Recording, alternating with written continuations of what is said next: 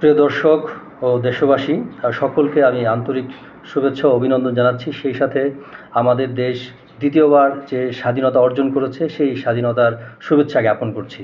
সেই সাথে আমরা দুর্নীতিমুক্ত বাংলাদেশ চাই, এই স্লোগান নিয়ে এগিয়ে যেতে চাই এবং স্বৈরাচার মুক্ত শাসন ব্যবস্থা চাই। এছাড়া আমাদের এই দ্বিতীয় মুক্তিযুদ্ধে যে সকল প্রাণ শহীদ হয়েছে, যে সকল ভাই বোন ছাত্রছাত্রী যারা আহত হয়েছে, যারা এখনও হসপিটালে চিকিৎসারত রয়েছে, তাদের সকলকে দ্রুত সুস্থতা দান করার জন্য মহান আল্লাহ তাআলার কাছে আমরা দোয়া প্রার্থনা করছি। সেই সাথে বাংলাদেশের সকল সচেতন এবং সকল দেশপ্রেমিক নাগরিকদেরকে আহ্বান জানাচ্ছি যে আজকে বাংলাদেশে যেই ছাত্র আন্দোলনের মাধ্যমে আমরা যেই বাংলাদেশটা পেয়েছি, সেই বাংলাদেশটাকে আমরা সুরক্ষা করতে চাই। আমরা সবাই সম্মিলিতভাবে সকলের একাগ্রত চেষ্টায় আমরা এই দেশটাকে, এই দেশের যে স্বাধীনতা অর্জন হয়েছে সেই স্বাধীনতা ধরে রাখতে চাই।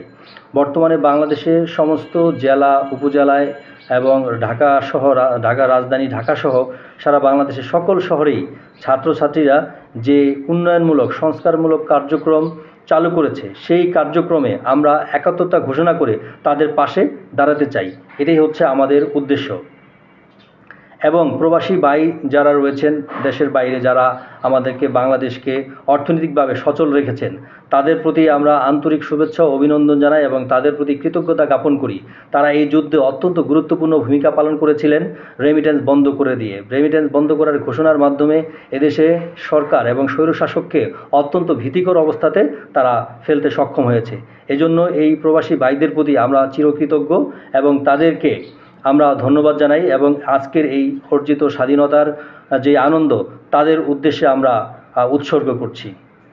এবং এই প্রবাসী ভাইদের জন্য আমরা আরও একটি ঘোষণা দিতে চাই। সেই ঘোষণাটি হচ্ছে এই যে তারা যখন বাংলাদেশ থেকে বিদেশে যাবে, তাদের যাওয়ার ক্ষেত্রে যাতে কোনো ধরনের আইনি জটিলতা বা কৃত্রিম জটিলতার সৃষ্টি না হয় এবং তারা যখন বিদেশ থেকে আবার বাংলাদেশে প্রবেশ করবে সেক্ষেত্রে বাংলাদেশ এয়ারপোর্টে তাদের যাতে কোনো ধরনের হয়রানিমূলক পরিস্থিতির শিকার না হতে হয় এবং কোনো প্রশাসন বা আইন সংস্থা তাদের যাতে কোনোভাবে কোনো ধরনের অনিয়ম এবং আইন বহির্ভূত কোনো ধরনের পরিস্থিতির মধ্যে না যেতে হয়, সেই সকল বিষয়ে আমরা সকল নাগরিক এবং সকল ছাত্র সমাজ, সকল সচেতন নাগরিক সবাই এই ব্যাপারে আমরা সচেতন থাকব এবং তাদের সহযোগিতায় আমরা এগিয়ে আসব।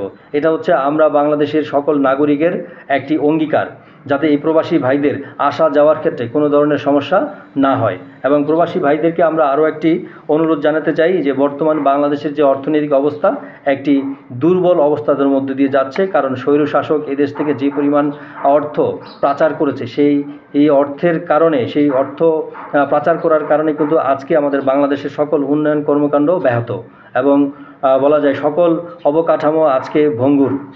দেশের সার্বিক অর্থনীতি অত্যন্ত দুর্বল অবস্থা মধ্য দিয়ে যাচ্ছে। তাই এই প্রবাসী ভাইদেরকে আমরা অনুরোধ জানাচ্ছি যে আপনারা সরাসরি ব্যাংকের মাধ্যমে এখন টাকা পাঠান। এই দেশ আপনার, আপনি এই রেমিটেন্সের মাধ্যমেই কিন্তু এই দেশ আজকে চলছে এবং গার্মেন্টস যে শিল্প রয়েছে সেই শিল্পটি কিন্তু আসলে ডলারের মাধ্যমে চলে। আপনারা যে ডলার দিবেন এই ডলার দিয়ে কিন্তু গার্মেন্টস ইন্ডাস্ট্রি বেঁচে থাকে।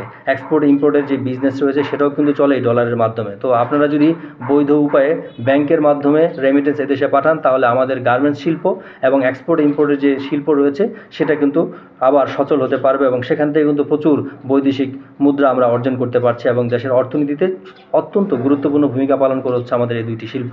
আর সম্পূর্ণ ডিপেন্ড করতেছে এই প্রবাসী ভাইদের উপরে। তাই আমি প্রবাসী ভাইদের প্রতি আন্তরিকভাবে অনুরোধ জানাচ্ছি যে আপনারা আপনাদের যেই রেমিটেন্স সেটা ব্যাংকের মাধ্যমে পাঠানোর চেষ্টা করবেন এবং আশা করি আপনাদের সেই সেবা এবং এই সহযোগিতা জাতি কোনো দিন ভুলবে না এবং আপনাদের সুরক্ষার ব্যাপারে আমরা সার্বিকভাবে সচেতন এবং এই ব্যাপারে আমরা অত্যন্ত গুরুত্বপূর্ণ উদ্যোগ নেব। সেই উদ্যোগে দেখবেন আপনারা সবাই লাভবান হবেন এবং নিরাপদ থাকবেন। এরপরে হচ্ছে আমরা আরও একটি ঘোষণা করতেছি যে সেভ দ্য ডেমোক্রেসির যে অর্গানাইজেশন বা যেই সামাজিক সংগঠন আমরা তৈরি করতেছি, এই সামাজিক সংগঠনের ব্যানার থেকে এবং এই সামাজিক সংগঠনের পক্ষ থেকে আমরা প্রতি সপ্তাহে একদিন মাঠে থাকব। সেই মাঠে থাকা আমাদের ডিউটি হচ্ছে এই যে বাংলাদেশের যে আইন সংস্থা প্রণয়নকারী যে ইগুলো রয়েছে, প্রশাসনিক যে ব্যবস্থাগুলো রয়েছে, যারা ধরেন পুলিশ, সেনাবাহিনী, আর্মি, তারপরে হচ্ছে র্যাব, অন্যান্য যে সংস্থাগুলো রয়েছে, তারা সুন্দর মতো ডিউটিগুলো পালন করে সেই বিষয়ে তাদেরকে আমরা সহযোগিতা করব। এবং এর পাশাপাশি যে ধরনের আইন প্রণয়নকারী যে সংস্থাগুলো রয়েছে, যারা মানুষেরকে বিভিন্ন ধরনের কৃত্রিম সমস্যা সৃষ্টি করে, বিপদগ্রস্ত করে এবং ঘুষ লেনদেন করে, তাদেরকে আমরা খুঁজে বের করব এবং আইনের আওতায় এনে তাদের বিচারের ব্যবস্থা করব।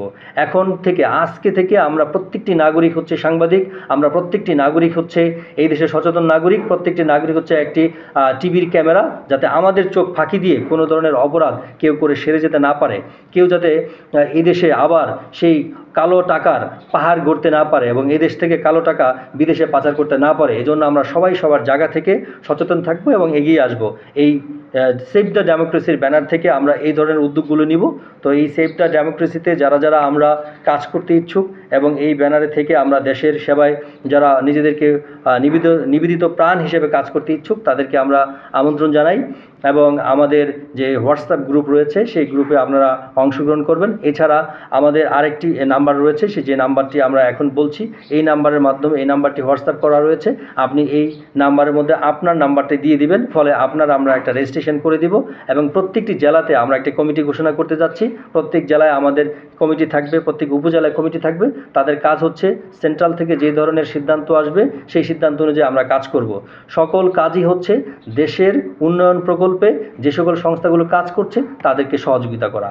আমরা কোনো আইন প্রণয়নকারী কোনো সংস্থা নয়, আমরা কোনো বিচার ব্যবস্থা নয় যে আমরা কারো বিচার করব। আমরা শুধু এই দেশে, এই সমাজে কেউ যাতে কোনো রকম অপরাধ সংগঠিত করতে না পারে সে ব্যাপারে সজাগ থাকব এবং আইন প্রণয়নকারী যে সংস্থাগুলো রয়েছে তাদেরকে সহযোগিতা করব। ইভেন আইন প্রণয়নকারী সংস্থাগুলো যদি কোনো ধরনের অপরাধ করে বা দুর্নীতি করে, সেই ব্যাপারে আমরা সচেতন থাকব, তাদেরকে আমরা সমাজের সকলের কাছে তুলে ধরব এবং বিচারের আওতায় এনে তাদেরকে আমরা সুস্থ সঠিক বিচারের ব্যবস্থা করব। এটি হচ্ছে আমাদের মূল কারণ।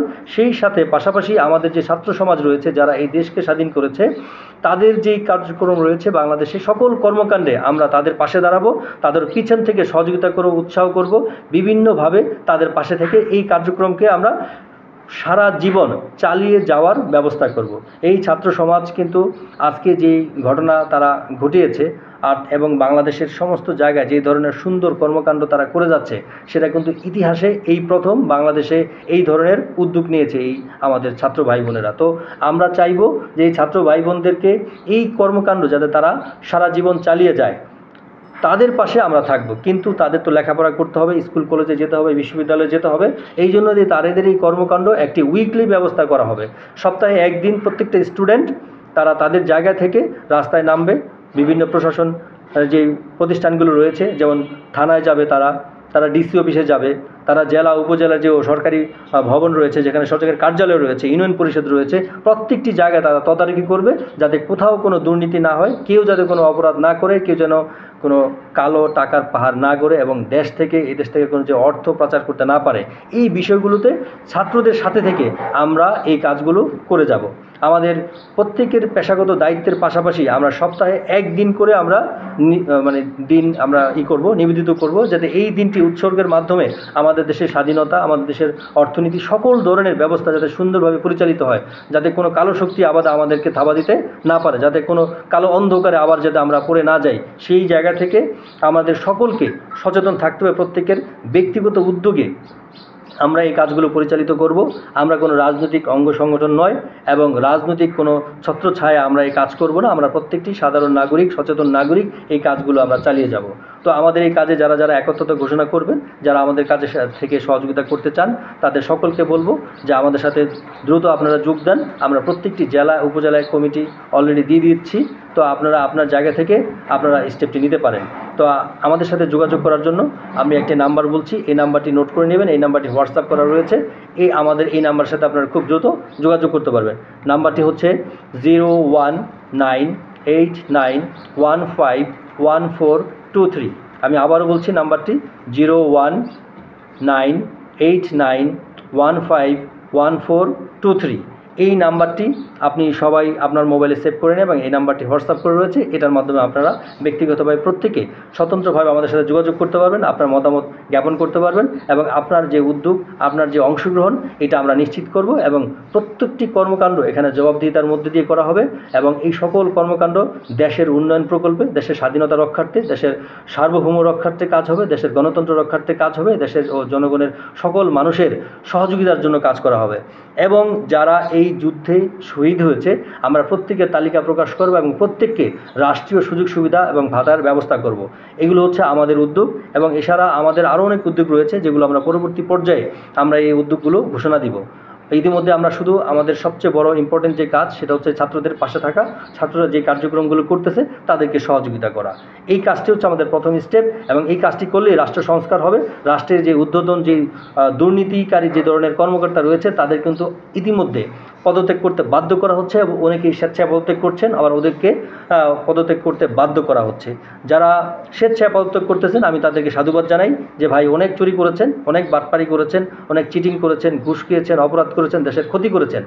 এখন অন্তত লজ্জা থাকলে নিজ উদ্যোগে পদত্যাগ করে শাস্তির আওতায় চলে আসেন, আইনের আওতায় চলে আসেন, তাহলে হয়তো জাতি আপনাদেরকে অন্তত আর যাই হোক ক্ষমা দৃষ্টিতে দেখার চেষ্টা করবে। আর যাদেরকে পদত্যাগ করতে বাধ্য করা হচ্ছে তাদেরকে অন্তত জাতি আর কোনো দিন মনে রাখবে না, শুধু অপশক্তি, অপব্যক্তি হিসাবে আপনারা পরিচিত হবেন। ইতিহাস আপনাদের এই কর্মকাণ্ড সকল কিছুই লিপিবদ্ধ করছে। ইতিহাস কিন্তু থেমে নেই, ইতিহাস চলমান, এটা অলরেডি কন্টিনিউয়াস একটা প্রসেস।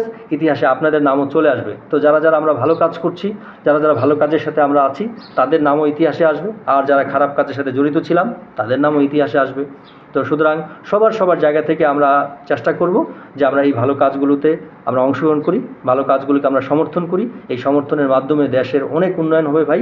আমরা আসেন প্রত্যেকের জায়গা থেকে আমরা প্রত্যেকে এগিয়ে আসি। আর যেন কোনো দিন বাংলার বুকে কোনো পুলিশ, কোনো বাহিনী যাতে কোনো সাধারণ নিরীহ কোনো ছাত্রছাত্রী কোনো মানুষের উপরে গুলি চালাতে না পারে সেই ব্যবস্থা আমরা করব ইনশাআল্লাহ। সবাই ভালো থাকবেন, সুস্থ থাকবেন, নিরাপদ থাকবেন। আসসালামু আলাইকুম।